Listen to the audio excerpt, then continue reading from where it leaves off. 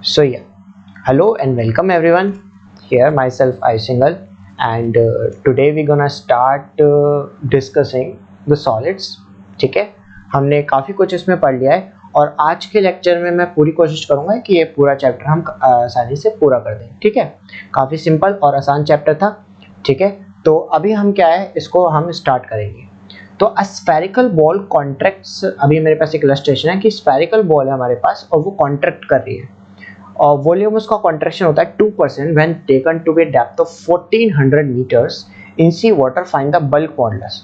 सो यार we know कि bulk modulus का जो फॉर्मूला होता है वो होता है delta P by minus K delta V by V. Okay, तो अभी जो मेरे पास डेल्टा पी होगा that is rho G H. ठीक है, अब उसे हम 1400 मीटर डेप्थ में ले जा रहे हैं.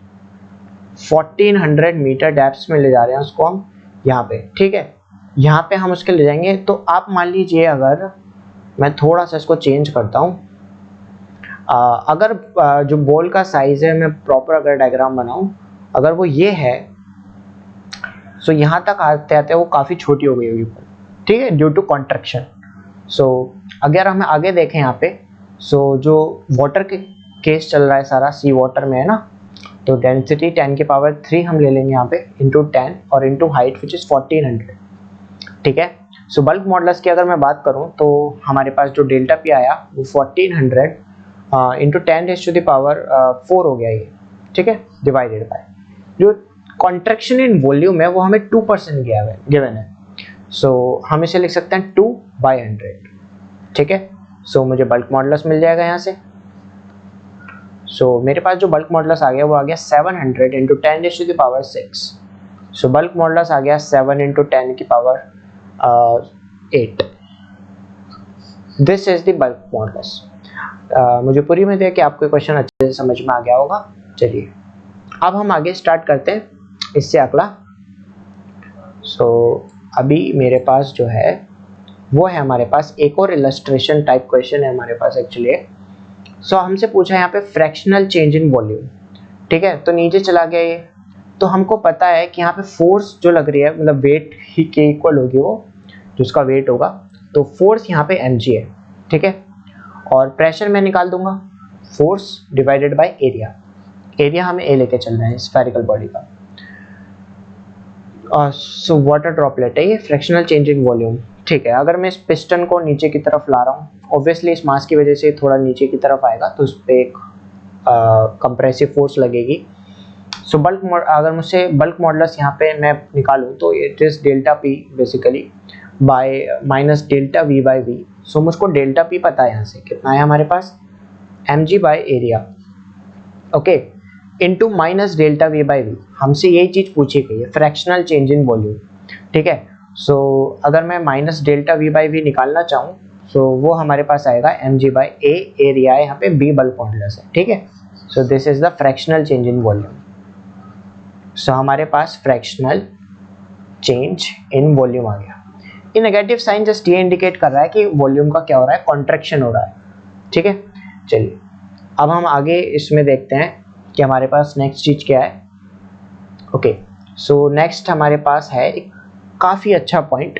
तो ये आपको खास तौर पे ध्यान में रखना है.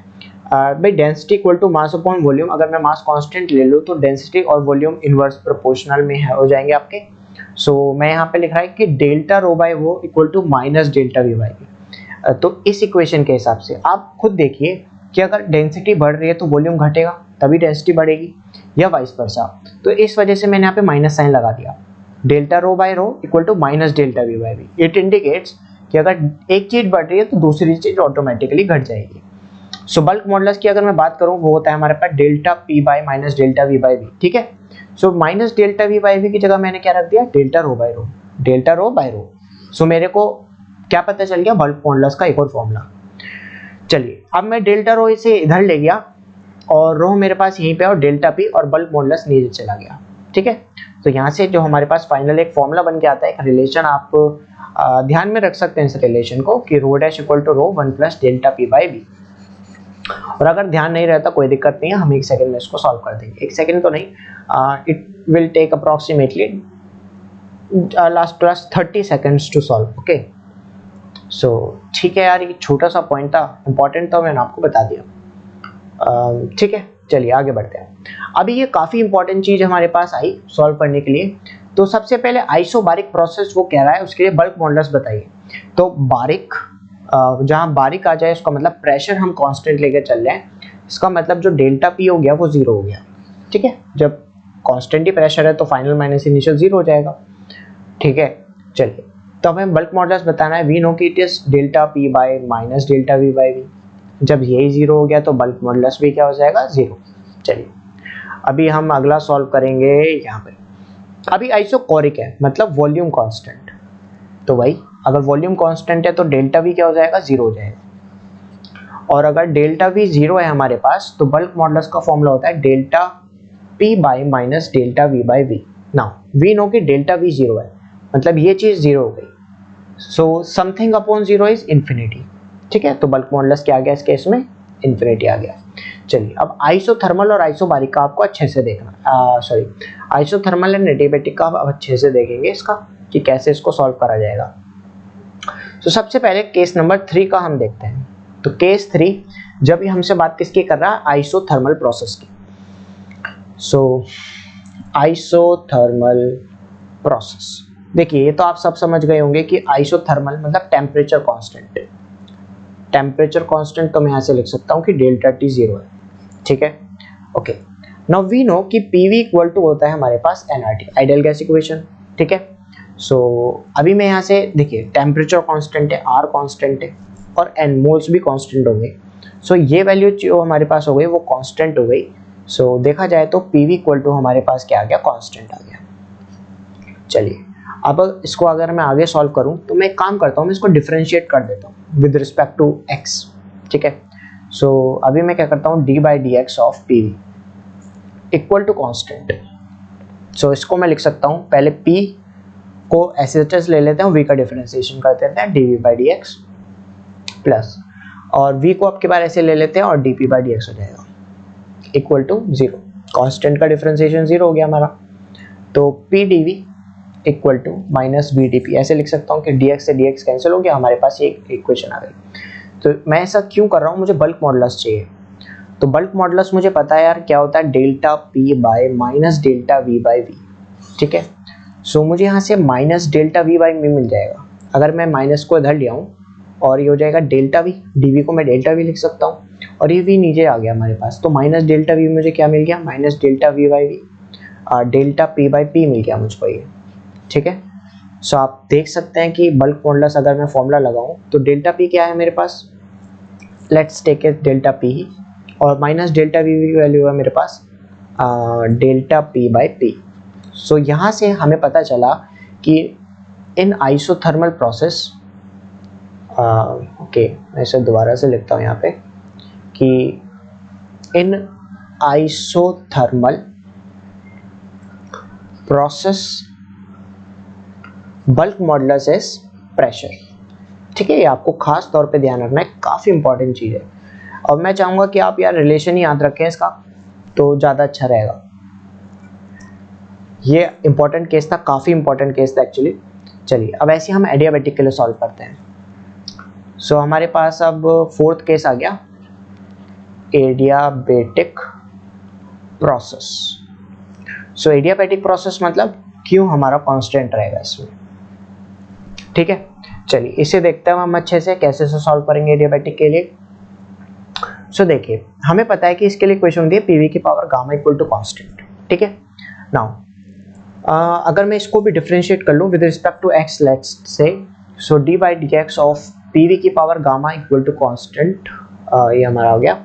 तो पहले मैं पी को एज इट इज रख रहा हूँ और इसको डिफरेंशिएट कर रहा हूँ, D by D X of V की पावर गामा। ठीक है, अब की बार मैं वी की पावर गामा को एज इट इज रख रहा हूँ और कर रहा हूँ D P by D X, and constant का डिफरेंशिएशन हमारा हो गया जीरो। ठीक है, चलिए अभी इसे आगे सॉल्व करते हैं। तो P एज इट इज रख रहा हूँ, ये गामा बाहर आ जाएगा इंटू वी की पावर गामा माइनस वन। ठीक है, ये आपको समझ में आया, एंड प्लस ये हमारा वी की power gamma as it is रहेगा, और ये मेरे पास अच्छा यहाँ पे और कुछ भी आएगा नहीं, और इंटू हमारा ये हो गया डी पी और equal to zero. Is that okay? अच्छा, यहाँ पे एक चीज और आएगा, ये प्रेशर है इनटू डीवी और यहाँ पे एसएचएस आ जाएगा डीवी, ठीक है। तो चलिए अभी हम क्या क्या कर सकते हैं तो वो हम देखते हैं यहाँ पे। सो मैं इसको एक काम करता हूँ, यहाँ पे लिखता हूँ कि प्रेशर गामा पी, ठीक है, गामा पी और इनटू, इसको मैं कैसे लिख सकता हूँ, v की पावर गामा और v की power -1 into D V equal to minus K v की power gamma into D V, ठीक है। सो नाउ v की पावर गामा से v की पावर गामा कैंसिल हो गया, तो मुझको अगर बल्क मॉडुलस चाहिए तो बल्क मॉडुलस होता है delta P by minus delta V by V, ठीक है। सो डेल्टा पी मैं यहाँ पे एज इट इज रखे रखता हूँ और बाय, देखिए यहाँ से ये हो जाएगा डी वी बाई वी, ठीक है, और माइनस साइन तो है ही, minus D V by V, तो ये हमारे पास आ गया गामा पी। तो this is the bulk modulus in case of adiabatic. So हम लिख देते हैं, तो ये भी रिलेशन आप ध्यान में रख सकते हैं, बहुत इंपॉर्टेंट रिलेशन है। इन case of adiabatic process bulk modulus is gamma times pressure. Isothermal में सिर्फ प्रेशर के इक्वल होता है, लेकिन एडियाबैटिक में गामा टाइम्स प्रेशर होता है। तो यार आई होप कि आपको ये सारी चीजें अच्छे से समझ में आएंगी। चलिए आगे देखते हैं इसमें हम। और अभी हमको क्या है, यहाँ पे मैंने मान लीजिए अगर पीवी की पावर गामा ना होके पीवी की पावर एन है, मतलब एक नॉर्मल एक पॉलीट्रॉपिक प्रोसेस के लिए अगर हम देख रहे हैं, पॉलीट्रॉपिक प्रोसेस के लिए अगर मैं देख रहा हूँ, तो उस केस में जो मुझे गामा, जो बल्क मॉडुलस मिलेगा वो गामा की जगह यहाँ पे क्या जाएगा, एन इंटू पी, एन यहाँ पे वी की पावर एन है, ठीक है। तो अभी मेरे पास एक इलस्ट्रेशन है कि P square is directly proportional to V की पावर -3, मुझे यहाँ पे बल्क मॉडुलस बताना है। सो मुझे पहले इस फॉर्म में लाना पड़ेगा इसको। सो मैं इसको लिख सकता हूँ P is proportional to V की पावर -3/2, है ना, क्योंकि 2 इधर गया, और मुझे पी वी की टर्म्स में चाहिए, तो पी वी की power 3/2 equal to constant I can say. So मुझे ये इस फॉर्म में दिख गया, ठीक है। यहाँ पे n की वैल्यू मेरे पास बस 3/2 है, ठीक है। बल्क मॉडुलस मुझे पता चल गया, क्या आ गया, 3/2 into P. So this is the bulk modulus, okay. चलिए अब इसमें हम आगे सॉल्व करेंगे। आगे इसमें यहाँ पे हमारे पास पूछ रहा है कि थर्मल स्ट्रेस हमें कैलकुलेट करनी है, ठीक है। तो थर्मल स्ट्रेस हम कैसे कैलकुलेट करेंगे, सो वी नो, देखिए स्ट्रेस की वजह से, मतलब जब थर्मल स्ट्रेस की हम बात कर रहे हैं तो लेंथ में इसकी थोड़े सा इलोंगेशन आएगा। सो हमें पता है कि L dash equal to L 1 plus alpha delta theta, we know this relation, ठीक है। हमें थर्मल स्ट्रेस वो पूछ रहा है, ओके। सो वी नो कि y equal to thermal stress by, यहाँ पे क्योंकि थर्मल स्ट्रेस की बात हो रही है, बाय थर्मल स्ट्रेन। सो अगर मैं थर्मल स्ट्रेन यहाँ से निकाल लूँ इस वाले फॉर्मूले से, क्योंकि मुझे दिख रहा है कि डेल्टा एल बाय एल की फॉर्म यहाँ से आराम से बन जाएगी, तो मुझे थर्मल स्ट्रेस पता चल जाएगी y से मल्टीप्लाई करके, तो ठीक है। L dash equal to L plus L alpha delta theta.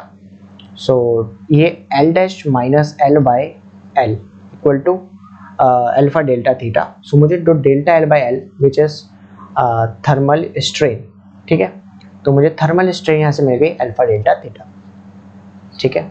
चलिए अब मुझे क्या सॉल्व करना है, मुझे थर्मल स्ट्रेस की वैल्यू निकालनी है। सो वी नो कि y equal to thermal stress divided by thermal strain. So I get the thermal stress from here which is y into thermal strain. So y is y and thermal strain is alpha delta theta. So thermal stress is y alpha delta theta. So I hope कि आपको ये अच्छे से समझ में आया होगा। चलिए इसी के साथ अब हम आगे स्टार्ट करते हैं नेक्स्ट स्टेज। तो हमारे पास नेक्स्ट जो यहाँ पे है स्लाइड, वो है पॉइजन्स रेशियो। सो मैंने आपको समझाया है यहाँ पे पॉइजन्स रेशियो क्या होता है, lateral strain by longitudinal strain. Lateral मतलब जो यहाँ पे ये डेल्टा आर में चेंज आ रहा होगा, तो जब मैं इसको ये वाला एंड फिक्स रख के, एक रोड है मेरे पास, उसको मैं खींच रहा हूँ यहाँ से ऐसे, तो डेफिनेटली उसकी लेंथ भी बढ़ रही होगी और ये विड्थ का, ये जो आर रेडियस है वो कम हो रही होगी, ठीक है। सो उसी का रेशियो को हम क्या कहते हैं, हम इसको पॉइजन्स रेशियो डिफाइन करते हैं। और थियोरेटिकली और प्रैक्टिकली आपको वैल्यूज़ याद रखनी है इसकी। थियोरेटिकल जो पॉइजन्स रेशियो की वैल्यू आती है वो -1, हाफ और -1 के बीच में होगी, और प्रैक्टिकली इसकी वैल्यू जो आती है सॉल्व करके वो हाफ और 0 के बीच में होगी, ठीक है।